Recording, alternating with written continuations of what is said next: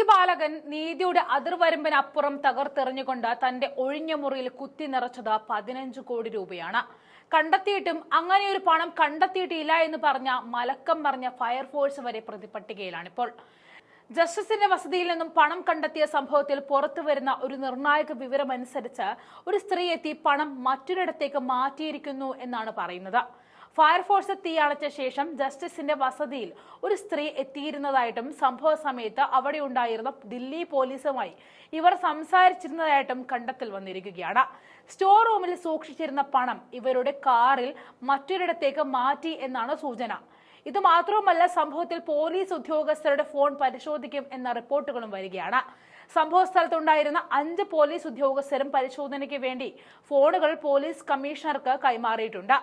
Chief justice Sanjeev Khanna നിയോഗിച്ച 3 അംഗ അന്വേഷണ സമിതിയായിരിക്കും ഫോൺ പരിശോധന നടത്തുക. ഡൽഹി പോലീസ് കമ്മീഷണർ സഞ്ജയ് അറോറയുടെ നിർദ്ദേശപ്രകാരമാണ് ഫോൺ പരിശോധനയ്ക്ക് അയച്ചത്. SHO, സബ് ഇൻസ്പെക്ടർ, ഹെഡ് കോൺസ്റ്റബിൾമാർ, കോൺസ്റ്റബിൾ എന്നീ റാങ്കിങ്ങിലുള്ള പോലീസ് ഉദ്യോഗസ്ഥർക്കായിരിക്കും അന്വേഷണം നേരിടുക. തീപിടുത്തത്തെ സംബന്ധിച്ച വിശദാംശങ്ങൾ തേടി ഡൽഹി പോലീസ് സ്റ്റേഷൻ ഫയർഫോഴ്സ് ഓഫീസിലേക്ക് കത്തയച്ചിരുന്നു. ന്യൂഡൽഹി ജില്ലാ പോലീസ് സംഭവത്തിൽ നിലവിൽ 2 റിപ്പോർട്ടുകൾ തയ്യാറാക്കി സമർപ്പിച്ചിട്ടുണ്ട്. ജസ്റ്റിസ് യശ്വന്ത് വർമ്മയുടെ ഔദ്യോഗിക വസതിയിൽ തീപിടുത്തം ഉണ്ടായതിനെ തുടർന്ന് ഫയർഫോഴ്സ് നടത്തിയ പരിശോധനയിലായിരുന്നു നോട്ടുകെട്ടുകൾ കണ്ടെത്തിയത്.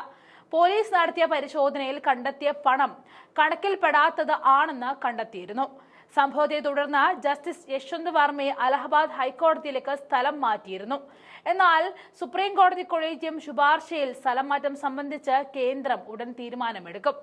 ജസ്റ്റിസ് യശ്വന്ത് വർമ്മയെ സ്ഥലം മാറ്റുന്നത് ദില്ലി ഹൈക്കോടതിയിൽ ഭരണ പ്രതിസന്ധി ഒഴിവാക്കാനാണ് എന്നാണ് വിശദീകരണം നൽകിയത്.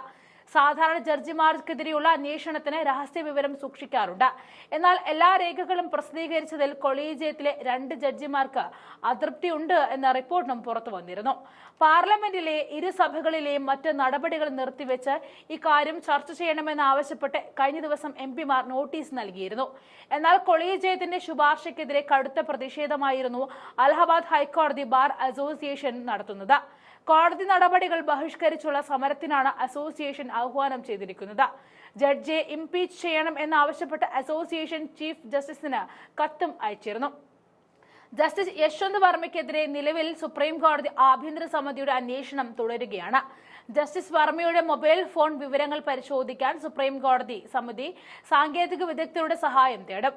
ദൃശ്യത്തിലുള്ളത് വർമ്മയുടെ വീട്ടിലെ സ്റ്റോർ റൂമാണോ എന്നും വിദഗ്ധർ പരിശോധിക്കും. CCTV ദൃശ്യങ്ങളടക്കം പോലീസ് സീൽ ചെയ്തിട്ടുണ്ട്.